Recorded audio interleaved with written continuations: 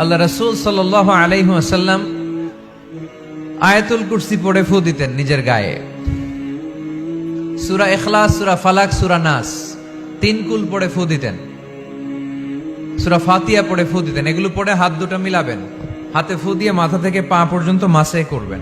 It's a protection from your Lord. জিন ভূতের আসর, ব্ল্যাক ম্যাজিক, জাদু টোনা, বান মারা, জাদু ঝাড়ু যাই হোক, তো এগুলো কিন্তু মারে, বান মারে, জাদু টোনা করে, ব্ল্যাক ম্যাজিক করে। এগুলো থেকে আমাদের সোনামণিদেরকে আমরা প্রোটেকশন করাবো কিভাবে? ওদেরকে শিখাই দিব। সূরা ফাতিহা পড়ে, আয়াতুল কুরসি পড়ে, 3 কুল পড়ে তুমি হাতের মধ্যে ফু দিবা। ফু দিয়ে মাথা থেকে পা পর্যন্ত তুমি নিজেই মাসেহ করবা। তোমাকে প্রোটেকশন দিবে কে? আল্লাহ রাসূল সাল্লাল্লাহু আলাইহি ওয়াসাল্লাম বলেছেন, মান ক্বারাআ আয়াতাল কুরসি দুবুরা কুল্লি সালাতিন মাকতুবাতিন লাম ইয়ামনাহু মিন দুখুলিল জান্নাতি ইল্লাল মাউত। প্রত্যেক ফরজ সালাতের পরে যে ব্যক্তি আয়াতুল কুরসি তেলাওয়াত করবে, তার জান্নাতে যাওয়ার ক্ষেত্রে আর কোনো ব্লক বা বাধা নাই, একটা জিনিস ছাড়া, সেটা হচ্ছে মরণ, মৃত্যু। লোকটা মরে না তাই জান্নাতে যায় না, মরলেই জান্নাতি। এজন্য আজকে থেকে সূরা ফাতিহা বেশি বেশি পড়বেন। তো সাইয়েদনা আবু সাঈদ আল খুদরি রাদিয়াল্লাহু তাআলা আনহু বর্ণনা করেন, আমরা একবার মরুভূমিতে সফর করছিলাম। হঠাৎ দেখলাম মানুষের জটলা ডিঙ্গিয়ে ভেতরে যেয়ে দেখি এক লোক শুয়ে আছে, আর অন্য লোকেরা মন্ত্র পড়ে ফু দিচ্ছে। উল্টা পাল্টা মন্ত্র পড়ে ফু দেয় না, সুমন্তর সু, কালী কুত্তার ঘু। আমরা ছোটবেলায় শুনতাম বাচ্চারা এরকম ছুমন্তর ছুমন্তর ছুমন্তর ছু, কালী কুত্তার। এগুলো পরে ওরা মন্ত্র পড়তো। তো উনি যে দেখলেন কি কি মন্ত্র পড়ে এই লোককে ফু দিচ্ছে, উনি বললেন কি হয়েছে?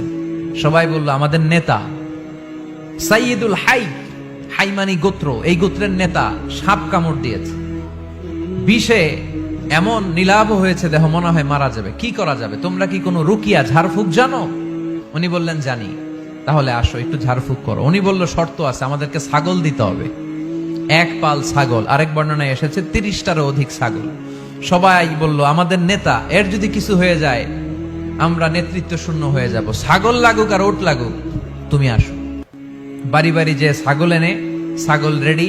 সাইয়েদনা আবু সাঈদ আল খুদরি রাদিয়াল্লাহু তাআলা আনহু পড়তে আরম্ভ করলেন, আলহামদুলিল্লাহি রাব্বিল আলামিন আর রহমানির রহিম মালিকি ইয়াউমিদ্দিন ইয়্যাকা না'বুদু ওয়া ইয়্যাকা নাস্তাঈন اهدنا الصراط المستقيم صراط الذين أنعمت عليهم غير المغضوب عليهم ولا الضالين। পড়েন আমিন।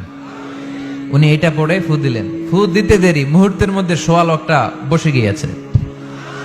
আবার ফু দিছে, এবার দাঁড়ায় গেছে। আরেকবার ফু দিছে, হাঁটতে শুরু করছে, একেবারে সুস্থ। সবাই তো অবাক, টাসকি খেয়ে গেছে। আবু সাঈদ আল খুদরি রাদিয়াল্লাহু আনহু বলে, টাসকি পরে খাও, আগে ছাগল দাও। কারণ ছাগল দেওয়ার কন্ডিশন ছিল না। ওরা ছাগল নিয়ে আসছে।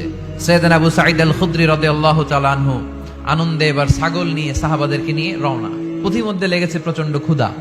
তখন তারা কয়েকটা ছাগল জবাই করে খেয়েছে। খাওয়ার পরে পেট যখন ঠান্ডা, তখন ব্রেইন সচল। উনি চিন্তা করতে আরম্ভ করলেন, হায় রে, কোরআন দিয়া ঝাড়ফুঁক করে যে ছাগল নিয়ে আসলাম, ওটা যে খাইলাম, এই ছাগল নেওয়া জায়েজ হয়েছে কিনা এই মাসালা তো নবীরে জিজ্ঞেস করি নাই। কিন্তু ছাগল তো অলরেডি পেটে যায় হজম, কি করা? মদিনাতে যে জিজ্ঞেস করবো। মদিনায় যেই আল্লাহ রাসূল সাল্লাল্লাহু আলাইহি ওয়াসাল্লামের দরবারে যে জিজ্ঞেস করলেন, ইয়া রাসূলুল্লাহ, এমন এমন ঘটনা, ঝাড়ফুঁক করে আমরা ছাগল এনেছি, এটা কি জায়েজ হয়েছে? আল্লাহ রাসূল সাল্লাল্লাহু আলাইহি ওয়াসাল্লাম বলে, জায়েজ হয়েছে মানে? অবশ্যই জায়েজ হয়েছে। কোরআনের দাম বাড়ায় দিয়ে আসছো মিয়া, ছাগল কিছু থাকলে আমার ঘরেও পাঠায়। সুবহানাল্লাহ পড়তে পারলেন না?